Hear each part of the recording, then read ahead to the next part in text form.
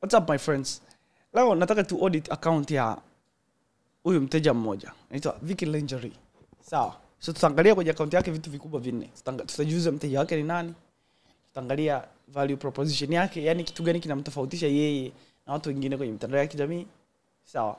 Tutaangalia objectives za kila content anazotengeneza, je, zinalenga nini? Kama hana, then ina maana anakuwa hana content strategy. Lakini pia tutaangalia positioning, je, anatengeneza personal brand au anajitofauti, yani anajitofautisha vipi kwenye kutengeneza brand yake. Okay, so this is going to be very interesting. Okay, kwa wewe ambaye ni mgeni hapa, mimi naitwa Edis Mwangire Macbenvix, mwanzilishi wa Ziri Marketing Partners na kupitia Ziri Digital tunasaidia kufanya biashara, kuanzisha na kutangaza biashara zao kwenye mitandao ya kijamii. Okay, all right, let's go. Now, jambo la kwanza naangalia kwenye bio yake. Sawa. Kwenye bio yake amejipa hili jina Vicky Lingerie, which is good. Kwamba mtu anajua kabisa kwamba okay, huyu mtu ni akiona tu account yake anajua huyu mtu anauza nini. Hicho ni kitu kizuri sana kwenye marketing, kwa sababu ukienda ukacomment kwenye page ya mtu, labda umecomment page ya star, page ya nani, it's good marketing kwa sababu watu wanaona kabisa unauza nini precisely. Cha pili, tunakuja kuangalia average likes per post. Kila post inapata angalau likes 7. Lakini kwa kuwa na followers wachache, it's okay. It doesn't really aiharibu mambo. Average comments per post ni 1. Kwa maana hiyo engagement rate yake iko chini. Japokuwa sasa kwa followers alionao hawa siwezi kusema ni mbaya. Engagement rate ni 1.89 ambayo sio mbaya. Yani ina maana ana engagement rate nzuri sana. Lakini sasa ukilinganisha hapa ina maana ni watu kama 8 tu ndo waga wana engage kwenye account yake kati ya watu 400. Okay, so yeah. Sasa hiyo inabidi tujiulize, is it good or is it bad? Which means kati ya watu 400 ni watu 8 peke yake ndo waga wana engage kwenye account yake. So hiyo ina maana hamna storytelling, hamna kwenye account yake, hamna storytelling, hamna atengenezi uhusiano na watu wake. Kama anauza bidhaa, ana post tu, anawatangazia bila kujenga ushawishi. Ndio ninachokitegemea. Okay? Sawa. Sasa hapo bado hatujashuka kuangalia hizo kama ni kweli. Kwa hiyo tukiingia huko ndani, hizo ni analysis ambazo nazifanya kwa kuangalia tu hizi metrics, kuangalia average likes per post, kuangalia average comments per post, kuangalia engagement rate. Alright?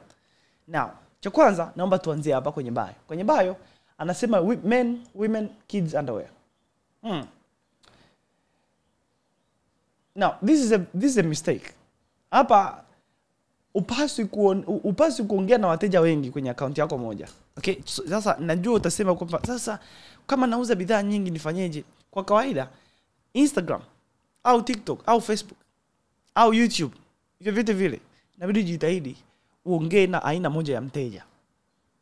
Hata kama unauza bidhaa 10, jitahidi uuze bidhaa 10 kwa aina moja ya mteja. Kuna bidhaa nyingi ambazo wanaume wanapenda, kuna bidhaa nyingi ambazo wanawake wanapenda, kuna bidhaa nyingi ambazo zinawafaa watoto. Nyingi sana. Sasa ukijichanganya ukawa unatangaza bidhaa zako kwa watu wengi, Instagram au TikTok au Facebook au YouTube, vile vile algorithm yake haitojua wewe mteja wako ni nani. Sasa kwa mfano, ngoja nikupe mfano. Let's say unatangaza kwa wanaume, alafu umepost picha za wanawake au umepost bidhaa za wanawake.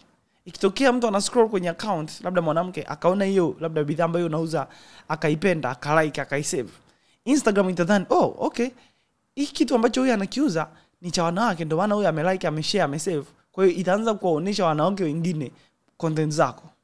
Sasa kesho na kesho kutwa utapost vitu vya wanaume, alafu utashangaa mbona siuzi? Hauzi hata kama una followers wengi. Hauzi hata kama una followers wengi, kwa sababu Instagram au algorithm inajua account yako ni inahudumia aina fulani ya wateja. Okay? Alright.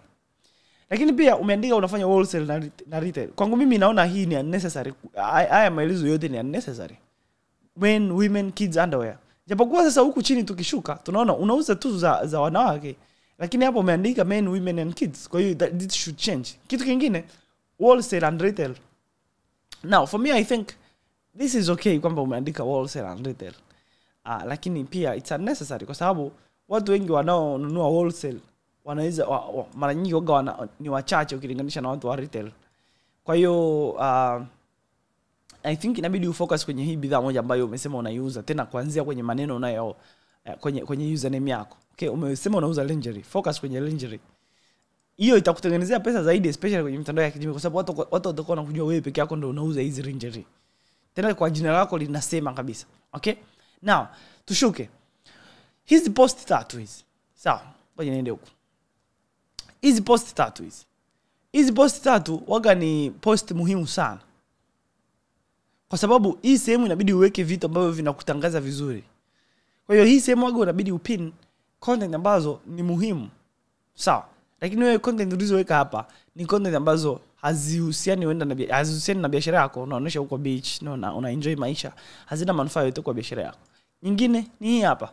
Okay? Sasa hii labda unataka kuonesha ubinadamu wako, upo kwenye mahusiano, hongera sana.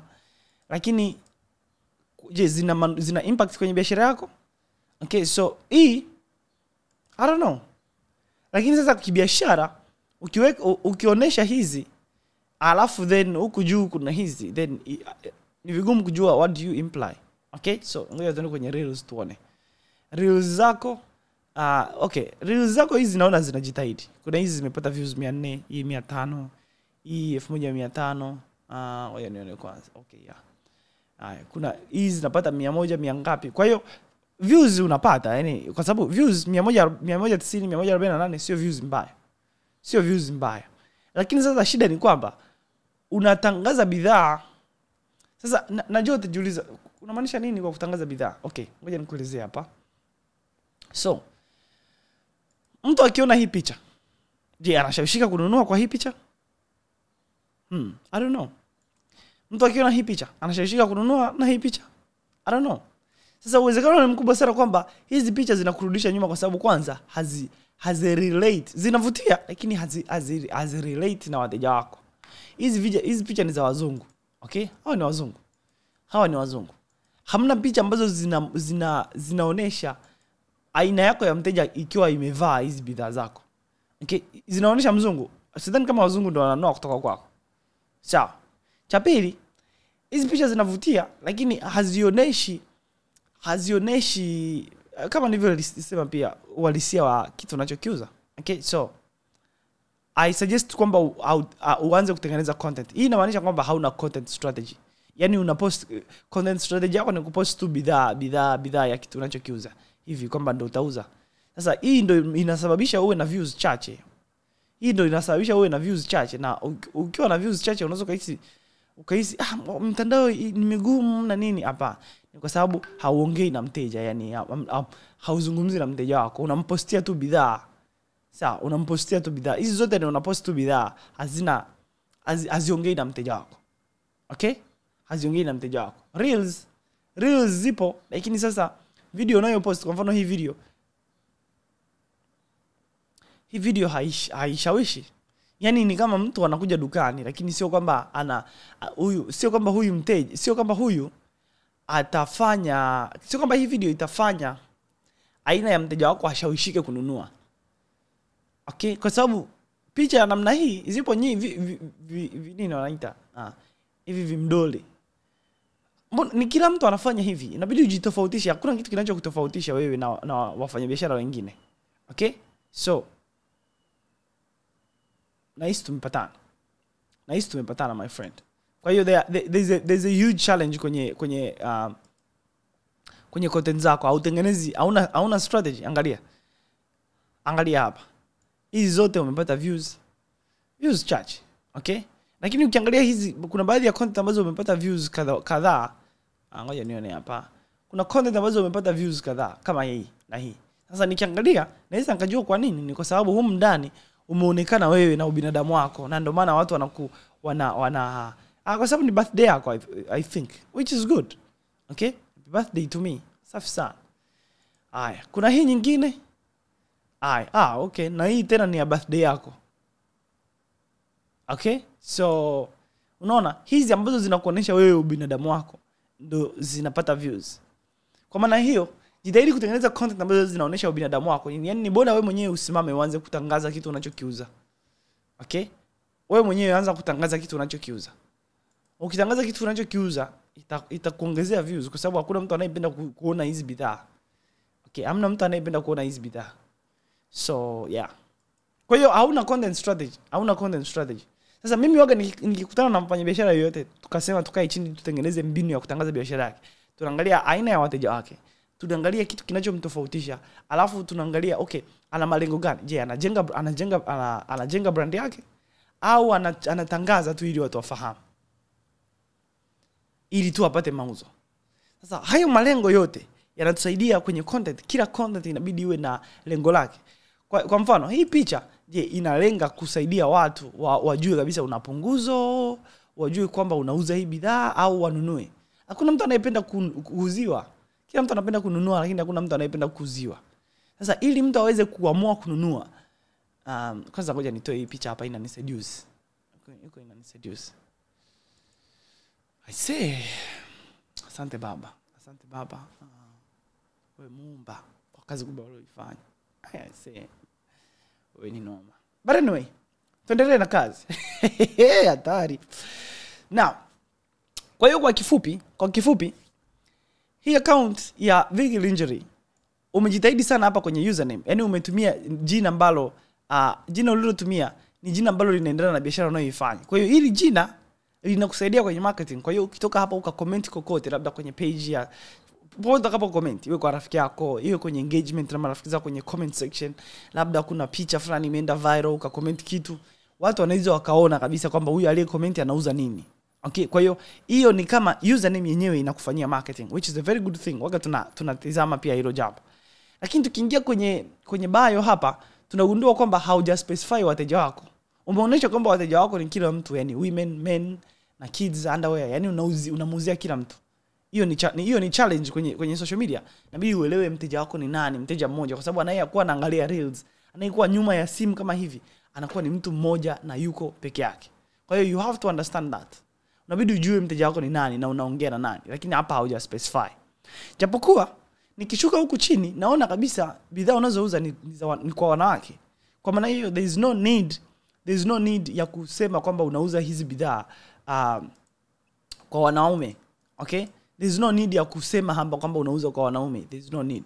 Hii men na kids, there is no need. Japokuwa unaweza kusema dukani kwangu nauza vitu vya wanawake na wanaume na watoto. Kama unaenda kuvitangaza kwenye hii page, then itakuwa ni changamoto kwa sababu watu watakao kufollow wengi watakuwa ni wanawake. Watakuwa ni wanawake kwa sababu picha nyingi unazopost ni za wanawake. Itakuwa vigumu wewe kuanza kuwatangazia wanaume tena. Okay? So, you have to know that. Kitu kingine ni kwamba account yako ina engagement rate yako iko chini ukilinganisha na followers wako. So, followers wako ni 400. Engagement rate yako japokuwa iko above Instagram average ni 1.65. Okay? Kwa maana hiyo ni watu 8 tu ndio waga wana engage kwenye account yako. Watu na yani ukijumlisha hizo likes 3 1 1 0 1 hizi likes hizi ukijumlisha ni watu 8 tu kwenye page yako ambao wanapenda content zako.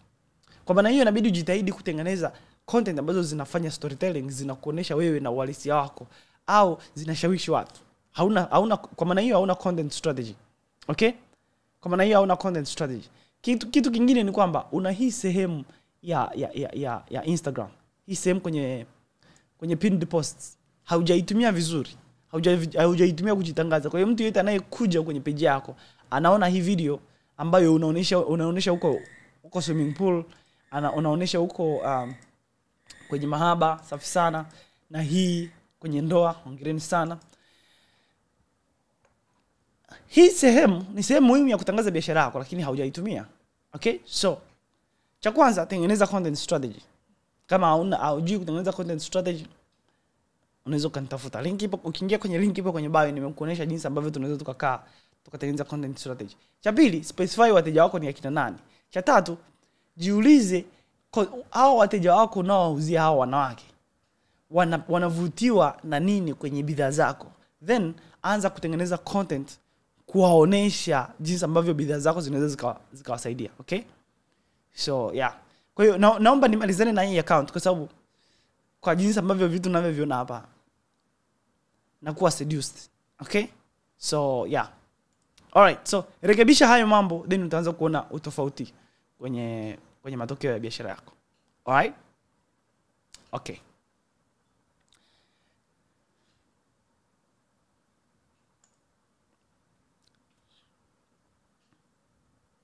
Alright.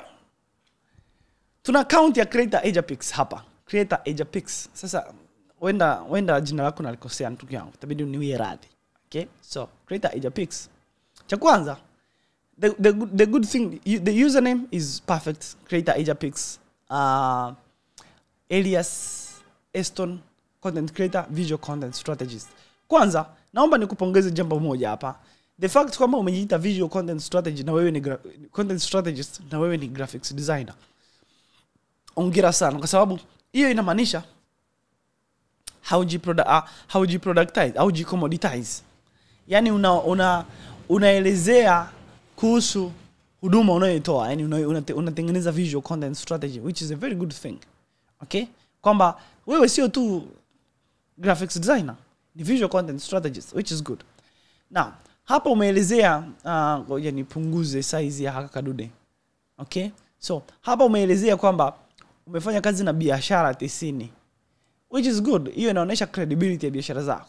Umeonyesha unafanya motion graphics, unafanya graphics design, unafanya video editing, which is good. Unafanya content creation, alafu umesema let's connect.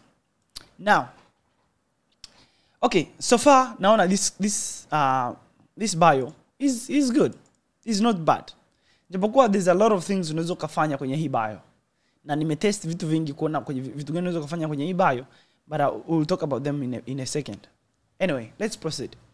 Hapa kwenye account yako umeonesha kuna baadhi ya post ambazo umezipin. Okay? Sasa hizi post ambazo umezipin inabidi ziwe post ambazo zinaonesha let me see. Okay?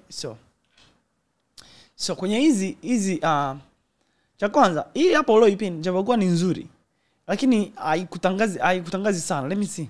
It took me 35 minutes to come up with this idea. Create e-post. Sasa swali ni je, hao walikuwa ni clients au hawakuwa clients? Which I suggest by the way, upost hii na uipin kama ni client wako, kama unajitangaza especially kwenye caption kama hivi. This is a very good creative kwa sababu I watched this, I think. Niliangalia. But then kama sio clients wako, it's actually, I don't know. Sijui lakini kama sio clients wako, I don't really see kama there's a need ya wewe kupost kama hii kwa sababu otherwise unawatangazia hao watu. Okay? Which ingekuwa vizuri kama ungekuwa unawatangazia wateja wako. Umeongelea let's handle your visibility, social media post design, products manipulation, flyer and poster design, ads design. Very good. This is good. Okay? This is good. But anyway, let's proceed. Umeelezea kazi unazofanya and then Okay. So, I think umezitumia vizuri hizi post. Sawa. Umezitumia vizuri hizi post, umejitangaza kwenye hizi post na ukazipin. Alright, so let's proceed. Ngoja tujiulize kwanza kwenye nanili yako. Ngoja nione yeah. Okay. So, ngoja nione kwanza engagement rate kwenye account yako ni kiasi gani. Okay? Engagement rate yako kwenye account, how much is it? Okay? So, kwenye account yako, let me see.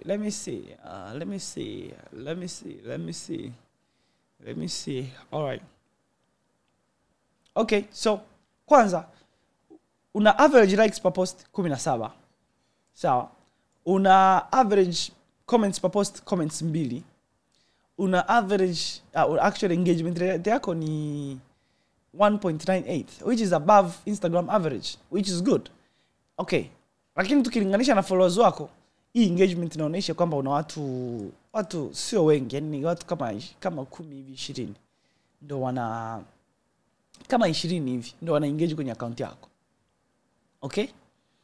Now, ukiona engagement rate iko chini kwenye account yako, ukiona engagement rate iko chini, ni kwa sababu account yako hamna uhusiano ambao unaotengeneza na viewers wako. amna storytelling. There is no story behind content zako. Ni unapost tu vitu kupost kwa kupost. Let me see hapa. Ngoja nione huyu anachokifanya. Huyu anachokifanya, angalia. Kwanza unapata views chache. Uwezekano ni mkubwa sana kwamba content zako hazina story. There is no story behind it. Kwa mfano, nikiangalia hii poster.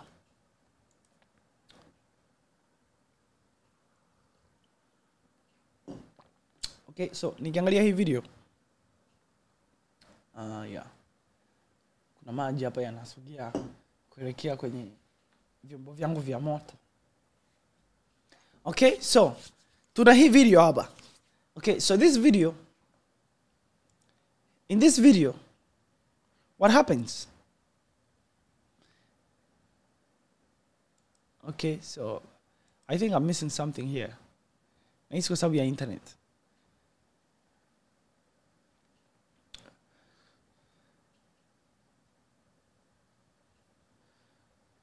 Okay, so my friend, now one thing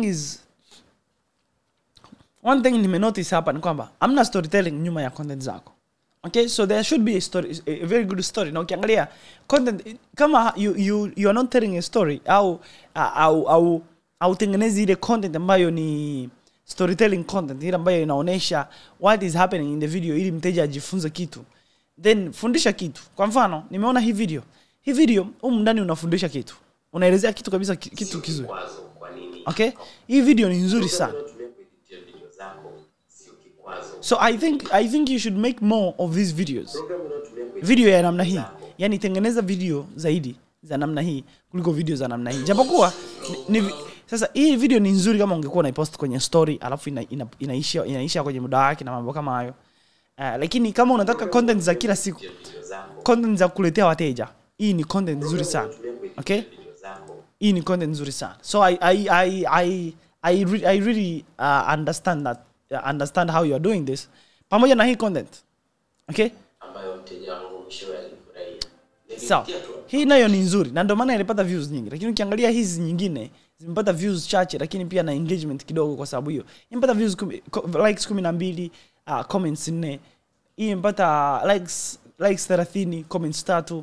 Hii imepata likes 11, comments 2. Unaweza kuona kama content ambazo unatengeneza story, kama thought process nyuma ya hiyo content, matokeo yanakuwa ni makubwa kidogo. Okay, kwa sababu views 300 sio chache. Okay, sio chache views 300. Lakini views 70 ni sio chache pia, lakini pia sio nyingi. Na hiyo ni kwa sababu there is no story behind it. So unabidi ukae chini utengeneze content strategy yako ambayo italeta the story yako, story ya biashara yako itaileta kwa watu ili watu waweze kuona kitu unachokifanya, na at the end of the day watashawishika na kazi unayofanya. Okay, so let's proceed hapa. Yeah, so I think visually your content zina relate kwa sababu I see consistency kwenye rangi. Okay, so I think pia ni kutokana na aina ya machine unayotumia kurekodia video, lakini views hapa ni chache kama tulivyoona. Ina maana content zako zinakosa story. Lakini hizi kuna baadhi ya content ambazo zilikuwa na a very good story kama hii content na hii content. Kwa hiyo this is good. Hizi ni content ambazo you should look na uone kwa nini zimepata views nyingi na ufanye vitu zaidi kwenye hizo content zako. So kwa mfano hii ni content ambayo there is no story behind it. Ndio maana imepata likes 8. Na sisemi kwamba likes 8 ni chache. Likes 7, 8 ni nyingi. Lakini ukilinganisha na content ambazo zimefanya vizuri huku nyuma kama hii. Okay, angalia hii imepata likes 12. Angalia hii imepata likes 30. Hizi ni content ambazo nyuma yake kuna thought process. So you should make more of this type of content. So kama you need help kwenye craft your content strategy, you can let me know. Tunaweza kutengeneza content strategy ambayo inavutia wateja wako. And by the way, just for you to know, mimi nimekuwa graphics designer for more than 6 years. Toka chuo mwaka wa kwanza natengeneza graphics, nafanya graphics design. Kwa hiyo I understand what you're doing here. Na the fact kwamba unajiita visual content strategist, which is good. Yani ni namna nzuri ya kujiposition. Okay, so you need to know how to market your visual strategy services. Okay? All right. Okay. Yeah, let's proceed to the next person. I think ukifanya hivyo vitu then vitasaidia sana. Now, kwa hiyo in summary, kwa kifupi hii account ya Creator Ajapex ni ina visually ina appeal kwa sababu I think kwa sababu wewe ni visual content strategist. And by the way, username is good pamoja na haya maneno ambayo umeelezea hapa kwamba wewe ni nani, kujielezea. Ni I see what you've done there. It's a ongera sana kwa ulivyofanya. Okay, so wewe ni graphics designer lakini umejiposition kama content creator na visual content strategist. Sasa I think we have to really understand kazi za visual content strategist. You can take this na uipachike ndani ya ChatGPT. So ukipachika ndani ya ChatGPT atakuelezea huyu visual content strategist kazi yake ni nini. Okay? So yeah. So tukiingia huyu ni mtu ambaye ana develop na kuplan na kumanage visual storytelling strategies across platforms to effectively communicate and communicate brand messages, engage audiences and drive desired outcomes. Sasa tukiangalia responsibilities zake, anatengeneza visual strategy, anafanya content creation and curation, anafanya audience engagement, anafanya anahakikisha kuna brand consistency kwenye muonekano wa zile content, anahakikisha kuna collaboration na management, lakini pia anafanya trend awareness. This is very good. Sasa all of these things I think you have to develop. Okay? You have to develop all of these skills kwa sababu they are going to be really beneficial for you. Okay, so let's see. So this is what you need. So you need all of these skills kwenye nanili yako. Baadhi yake tayari unazo. Kwa mfano tayari wewe ni graphics designer mzuri. Kwa hiyo hongera sana. Kwa kuwa tayari wewe ni graphics designer, unabidi ujifunze sasa this time creative storytelling. Creative storytelling, kuna baadhi ya content ambazo unajaribu kufanya creative storytelling lakini something is still missing, especially kwenye na naelewa sometimes it takes time kushoot video, kuedit video, kutengeneza story na mambo kama hayo, lakini kama you don't have a story to tell then unaweza kufundisha kama ulivyofanya kwenye hii content. Okay? Yeah. So as I think I've shown you you have seen sometimes kwamba mimi binafsi kwenye content zangu ngoja nikuoneshe jambo moja. Kuna content ambazo I always nasema okay, ngoja nitengeneze content za storytelling, lakini naona kazi iliyopo nyuma yake. Okay? Kuna zile content za zamani nilikuwa natengeneza. Let me show you some of these contents. Okay. Wow, kumbe ni zamani sana. But let's see. Okay. Wow. Yeah, ni zamani sana. Oh, whoa. I say. Kama hii. Unaona kwa mfano hii video ina likes, hii videos haikuwa boosted. Ina likes 144. Angalia hii video okay. Angalia hii video ina like 145, hii 130. Okay. Angalia hizi videos. Wow. Mbona napata likes nyingi. Nilikuwa sijui. But anyway, let's see. Basi wamekata umeme.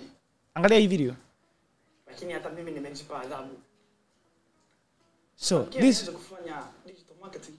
So hii ni content ambayo ninafanya storytelling ndani yake. Mtu anaweza kaona ninachokifanya like nampeleka ni kama ka movie fulani, you know. Kuna sababu. Tafute mbinu mpya za kutengeneza pesa mwaka 2025. Kwa sababu ukitumia mbinu zile ulizotumia mwaka huu 2024. Hivi 2024 umetengeneza pesa kweli wewe? Maana kama haujatengeneza. So yani there has to be something kama watu wana flow na story yako. Lakini I know hii kitu inaweza ikawa sometimes ngumu kutengeneza kwa sababu inachukua muda, especially kama una kazi nyingi za kufanya. Yeah. Okay? So but I understand what you do here, my friend. Naelewa unachokifanya, but I think content za namna hii unabidi utengeneze zaidi. Content za namna hii, tengeneza content za namna hii zaidi. Tengeneza content za namna hii zaidi. Kama hauna framework nzuri ya kutengeneza content, then we can sit down and to craft strategy nzuri kwa ajili ya content zako. Na yeah. Okay? So kama unahitaji msaada wangu, then let me know. Kwa sababu ukiangalia wateja ambao nimefanya nao kazi mimi, they don't struggle na content. Actually, wao wenyewe ndio wanajitengenezea content. One of those people is my sister huyu hapa. Mimi simtengenezei content. lakini angalia content zake. Okay, angalia content zake. Let me see, angalia hii content na isika ipost muda si punde 1 hour ago. Alright, so kuna hii hapa.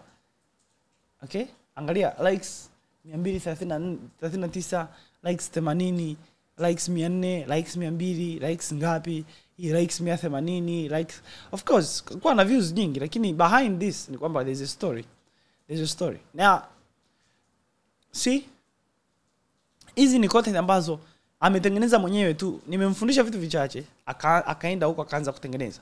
Japokuwa sometimes na shoot his content, but you know, yeah. Okay, all right.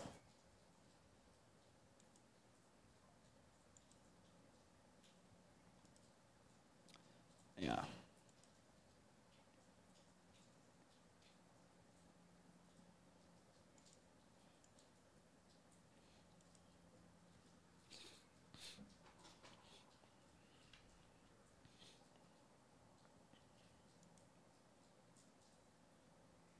Okay, so I think umenipata hapa mwanangu. I think umenipata. So bio yako umeiweka vizuri, kinachohitajika hapa ni content mostly. Content ambazo zinavutia aina ya mteja ambaye unamtaka. Kwa hiyo we have to understand mteja wako ni nani na unatengenezaje content za kumvutia huyo mtu. Je, unasaidia wafanyabiashara? Je, unasaidia makampuni makubwa? Je, unasaidia watu wanaoanza? We have to know that. Tukishajua then tutajua ni aina gani ya content ambazo zinafaa kwa ajili ya kuvutia hii aina ya wateja. Okay? All right. I think we'll proceed in the next video. Tumefikisha dakika 31 so far. All right. So guys, I think we'll tuendelea kwenye next video kufanya analysis ya other people. We still have thousands of people. So tunaenda kwa huyo mtu anaitwa BEW Electronics.